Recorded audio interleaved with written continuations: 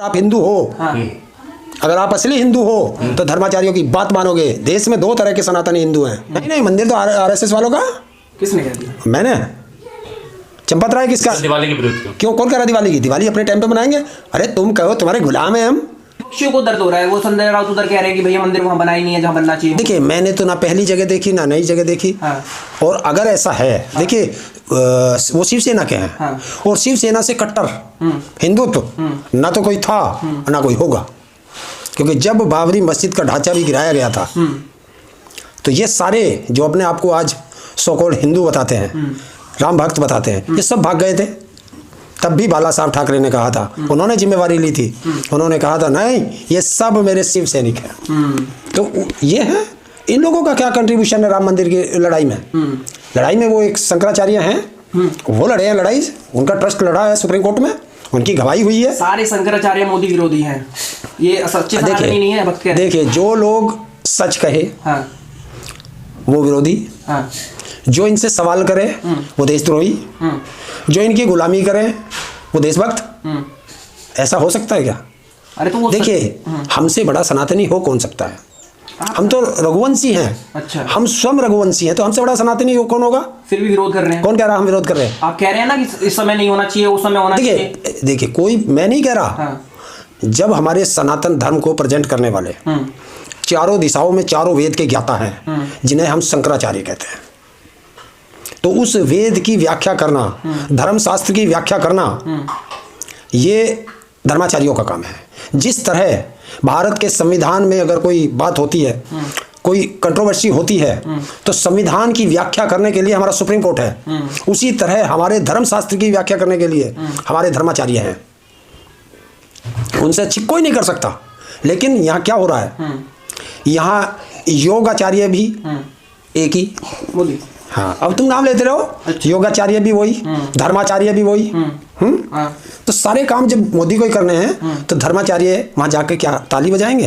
वो भी तो तपस्या करके आए, उन्होंने भी तो धर्मशास्त्र पढ़े, वो भी तो हिंदू हैं। ओबीसी वर्ग का एक आदमी अगर शूद्र कोई वहां उद्घाटन करने जा रहा है, क्यों मिर्ची लग रही है? किसने कहा ये ओबीसी है? मोदी जी है। 1995 में जब भारत के अंदर मंडल कमीशन बना था, मंडल कमीशन में मोदी की जाति ओबीसी में थी नहीं। ये तो बाद में 2000 में जब ये मुख्यमंत्री बन गया तब इसने स्वयं को, अपनी जाति को ओबीसी में लाया। अच्छा। तो ये कहां से ओबीसी?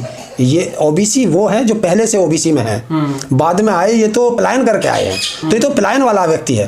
कह रहे मोदी जी शूद्र हैं। हाँ, शूद्र उद्घाटन करेगा, सबको सम्मान करना चाहिए। कौन करेगा?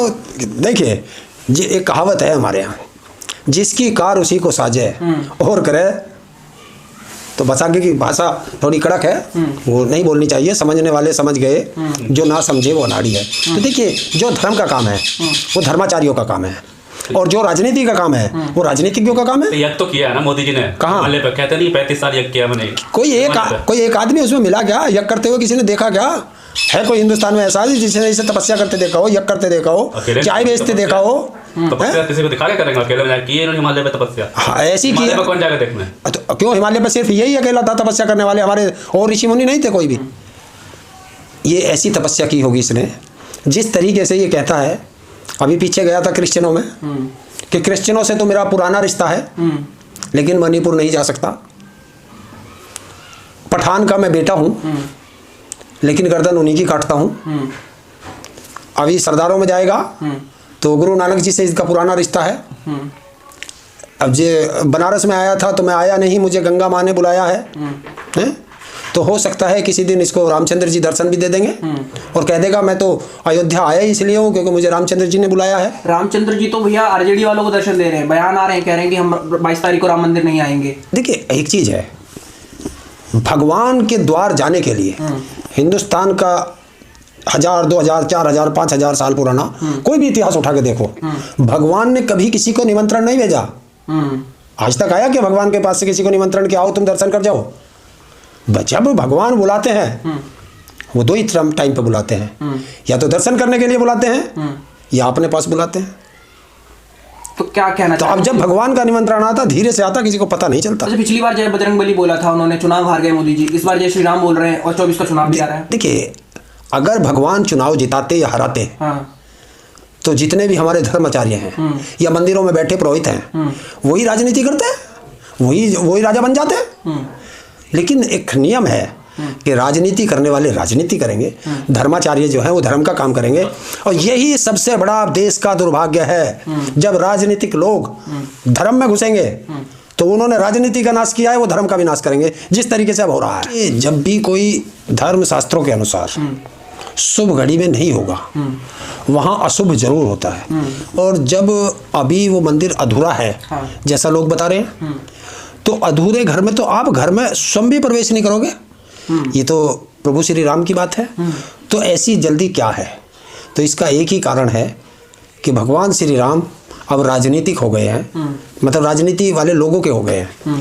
क्योंकि भगवान के द्वार पर किसी के लिए भी मनाही नहीं होती, जो चाहे जब चाहे भगवान के दर्शन कर सकता है। लेकिन यहाँ तो बैन लगा रखा है। कहाँ लगा रखा है? क्यों? कि आप अयोध्या नहीं, उसमें लिखा है अयोध्या न आए, देश का प्रधानमंत्री मना कर रहा है अयोध्या न आए। 30,000 लोगों की व्यवस्था होती है क्यों? वहाँ। तो यही तो है। क्या भगवान वीआईपी लोगों के हैं? क्या इन्होंने पेटेंट करा लिया राम को? कौन है ये लोग? असली भक्त और भगवान के बीच में ये दलाल कहाँ से आ गए? इन्हें किसने, भगवान ने इन्हें इनवाइट किया है? भगवान ने इन्हें नियुक्त किया कि तुम जो मेरे वो बात क्या हो, निमंत्रण किसने इन्हें दलाल बनाया बीच का? सलाम करिए मोदी जी को। क्यों? छठ दिलवादी राम जी को। औकात है जो भगवान राम पहले आए या ये पहले आए? बताइए आप। दिवाली मनाइए भगवान क्यों? 22 तारीख को। क्या है? बोला गया सभी मुसलमान भी दीप जलाए उस दिन। अच्छा, आदेश है ये तो आदेश कौन देता है? राजा। तो ये राजतंत्र थोड़ा ही है, ये प्रजातंत्र है। इसीलिए तो हम कह रहे हैं कि देश को बचा लो, इस देश के संविधान को बचा लो, इस देश के लोकतंत्र को बचा लो। तानाशाह आ गया है और तानाशाह से देश को बचाना है। 2024 का चुनाव ये आम चुनाव नहीं है हर बार की तरह, ये खास चुनाव है। बीजेपी के नेता तो ये भी करेंगे मस्जिद भी खाली कर दो 22 तारीख को, कुछ नेता तो खाली पड़े हैं। और जो कोई नू कह दे तुम अपना घर खाली कर दो, तब क्या करोगे? और बीजेपी के नेता हैं, जरा उसका बयान सुन ले। किसका? अपने सहयोगी का, रामाचल क्या नाम है उसका, राजभर का, उसका बयान सुन ले और डूब के मर जाए सारे बीजेपी वाले। तो हृदय परिवर्तन हो गया, वो तो पहले का बयान वायरल हो रहा है। अच्छा, पहले अम्बेडकर चाहिए था उन्हें, अब वो भी राम में हो गए हैं। अच्छा, मुंह में राम और बगल में छुरी रखते हैं। अरे हृदय परिवर्तन हो गया ना। अच्छा, हृदय परिवर्तन, पहले जूते मारो और फिर से संस्कार कर लो।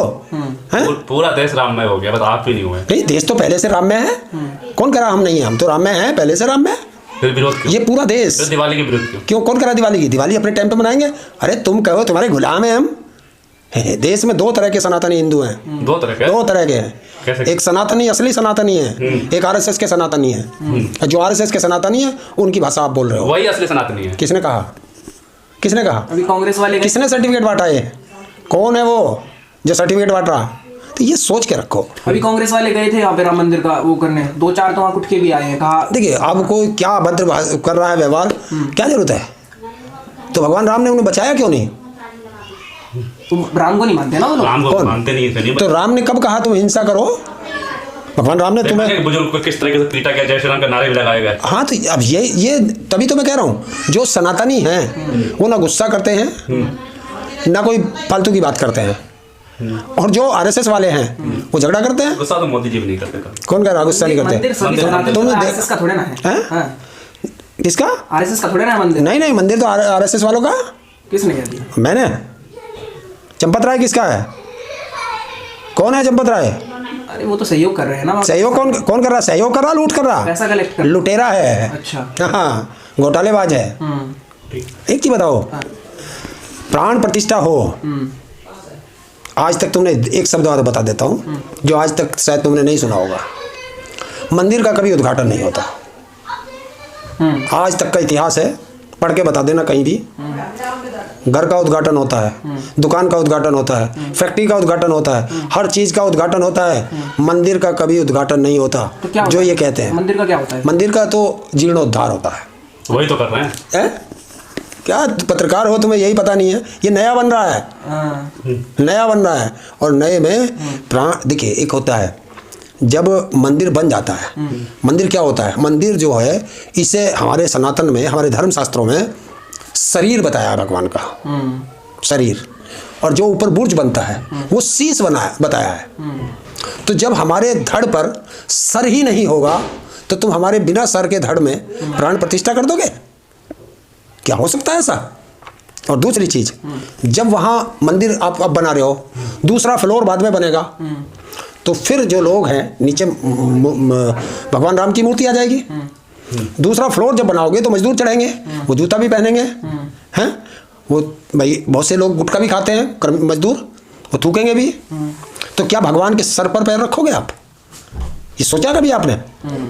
तो ये सोचने वाली बात, जो हमारे धर्माचार्य है ना, वो बिल्कुल सही बात कह रहे हैं। अच्छा, और धर्माचार्यों की बात को मानना चाहिए। अगर आप हिंदू हो, अगर आप असली हिंदू हो तो धर्माचार्यों की बात मानोगे, और अगर आप फर्जी हिंदू हो तो फिर तो आपकी मर्जी है, कुछ भी कर सकते हो। अप्रैल में जाओगे जब जन्मदिन होगा उनका, तब तक तो बन जाएगा। देखिए, मैंने क्या कहा, भगवान ने कभी किसी को निमंत्रण नहीं भेजा।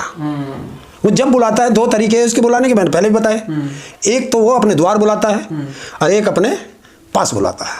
चलिए, धन्यवाद।